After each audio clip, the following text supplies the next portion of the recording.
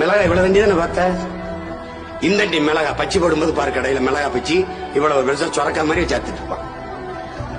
சொரக்காய்ங்கிறது இப்படி கழுத்து சின்னது, அப்புறம் இடுப்பு பெருசு இப்படி இருக்கும். இப்ப 17 கல்லாம் இருக்கும்போது இது கழுத்துல போட்டு இது குடுவையா வச்சு நம்ம முன்னோர்கள் தேர்ந்தெடுக்கிறது இதுக்கெல்லாம் பயன்படுத்தினது இருக்கு. இன்னைக்கு சொரக்காய் அப்படி கிடையாது, நீட்டமா அம்மிக்குலை மாதிரி இருக்கும். ஏன்னா மரபணி சேஞ்ச், மரபணு மாற்றம். புடலங்கா இப்படி தொங்கும். இப்ப குட்டை குட்டை குட்டை குட்டையா இவ்வளவு பெருசா அடிக்க வச்சிருக்கான். புடலங்கா புடலதான், காய் கிடையாது. அது நாங்க நீளமாக பந்தல்ல புடலங்கா வரும்போது இங்க ஒரு கல்லை கட்டி விடுவோம். அவர் தர வரைக்கும் பெருசா போவார். தக்காளி முன்பு கீழே போட்டா வெடிக்கும், இப்ப கீழே போட்டா குதிக்கும். தக்காளியின் விதைக்குள்ள தவளையின் கொழுப்ப உள்ள தெளித்திட்டான்.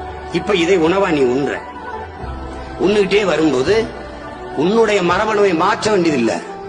நீரும் உணவும் உள்ள போய் மரபணுவை மாத்திது.